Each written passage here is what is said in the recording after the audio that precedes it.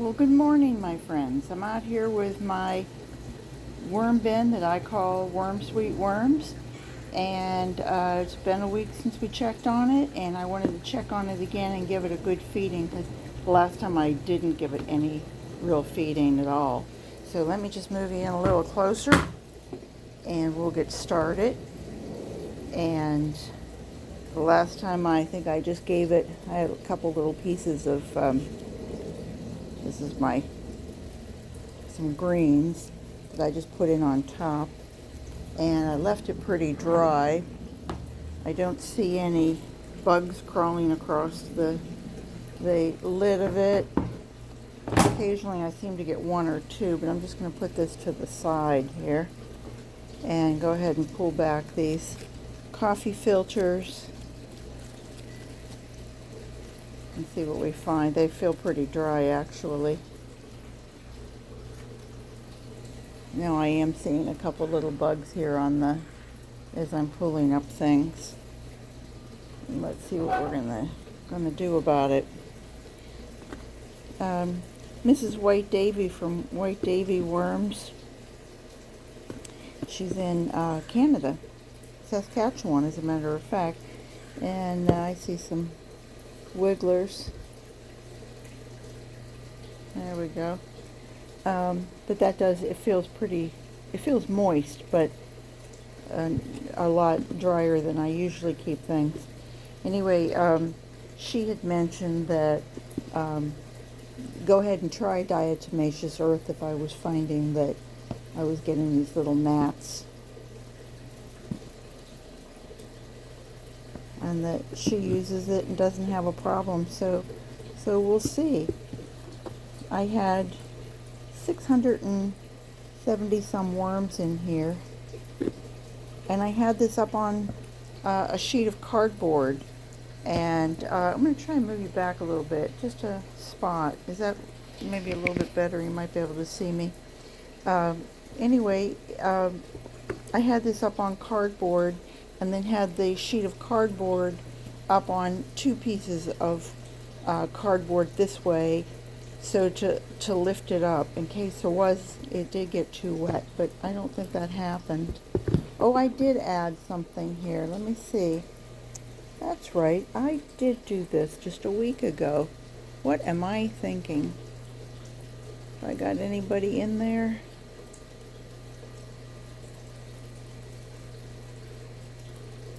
Let's see, we got any surprises?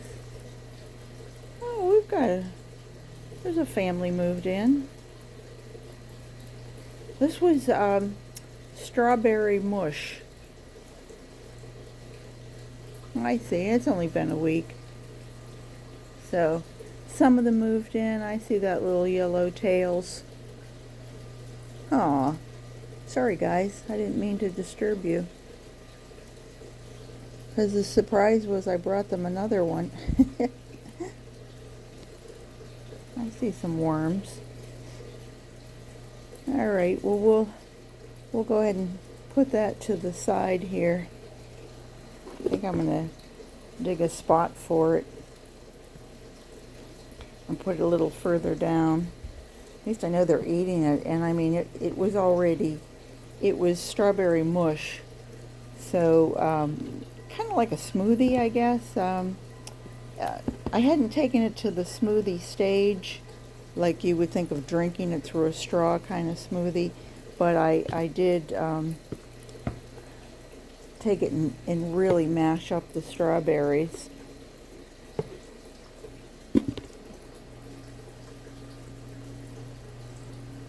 I hope everybody's good today and you're either taking care of your worms, you're being good to each other.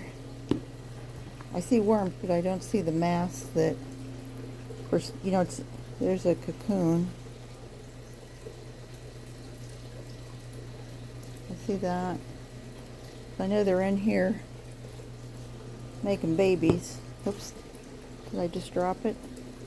There's another one. Okay. Maybe this is the baby making side of the bin. There's another one.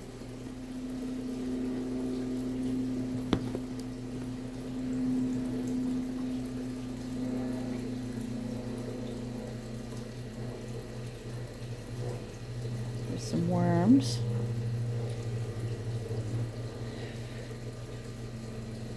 But I'm noticing that the banana, it looks like banana peel right at the end, the stem, just doesn't seem to want to break down. You guys have that problem too, even in my can of worms, which I just did a 3-part on. What a great system that is.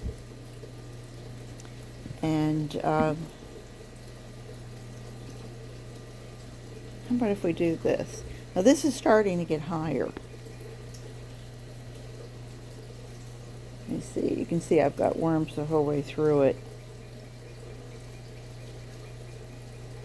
And it's starting to feel very sticky, which to me is, you know, I could start harvesting if I wanted to take stuff out of the bottom. But this is so much fun. Why would I want to stop, you know? So what we're going to do, make a nice little hole for them. Hello, guys. Put that back aside. Do some bedding, and what I did is I took this and just wet it down a little bit with rainwater and some worm tea that I've been using as a foliar spray for some of my plants.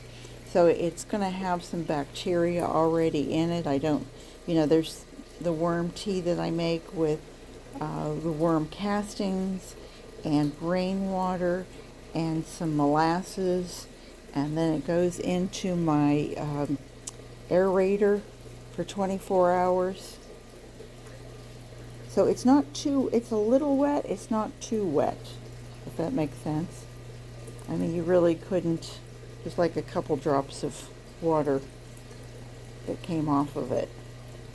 As they say, try to squeeze it, and if it squeezes, then there's a drop or two, then that's the perfect consistency.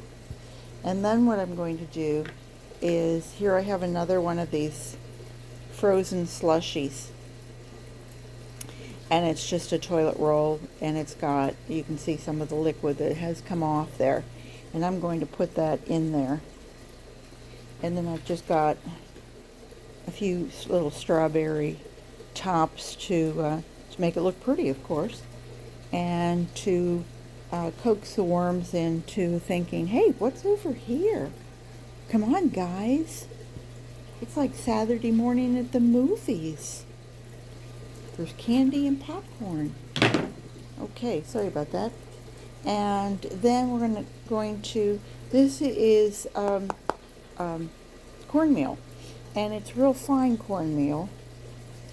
And I'm going to give it a little bit of that.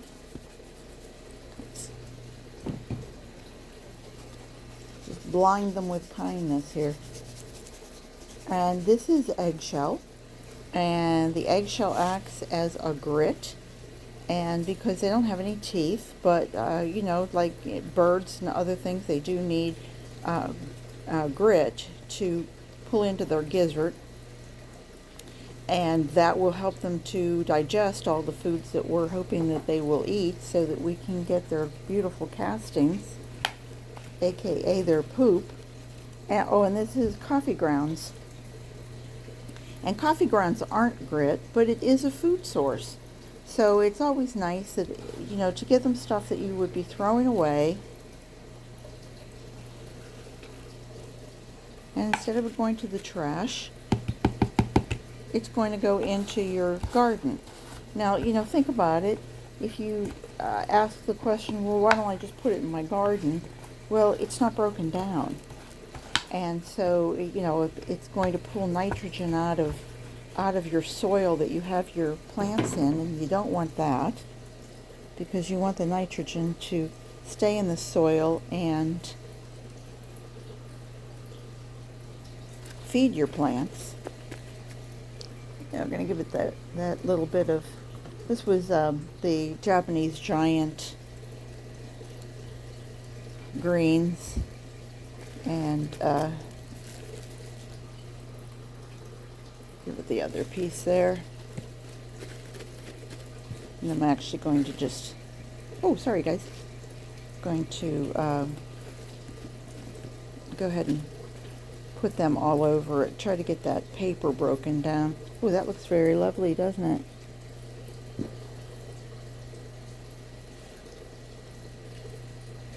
There. I think that's a good feeding. What do you say? I'd say that's maybe 6-8 ounces of food for when you say you have 600 worms, the old line was that if you had 1,000 wigglers, it was a pound. Well, you have to think about, are those 1,000 full-size wigglers? Okay, I'll give you that. That makes each one of them 1.6 ounces for 100. But if you have small wigglers, obviously that's not an adult. Where's the other guy go? Come here, Bubba. Okay. I mean, you can see those aren't adults. They're nice size. They're not babies. I mean, they're not wisp or anything. I'm trying to get somebody who's small. There, that little guy. Now, if you had 1,000 of that little guy, you certainly couldn't sell him for a pound,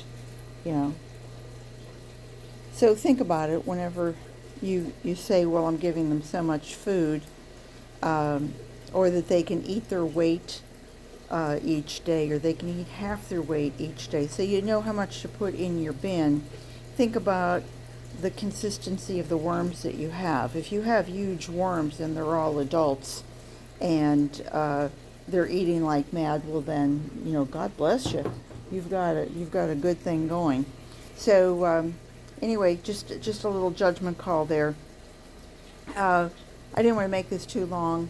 You guys have a great day. I hope you'll subscribe and ring the bell, and I promise I'll come back and see you because I'll be here, and I hope you will be also.